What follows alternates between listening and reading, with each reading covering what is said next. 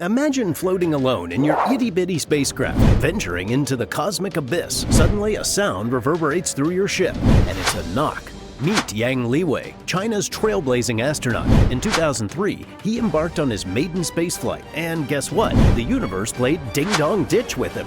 An insidious knock, like hammering an iron bucket with a wooden mallet, echoed through his shuttle.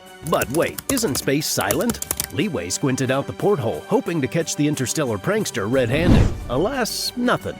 No cosmic Girl Scouts trying to sell their moon cookies, just the inky black void.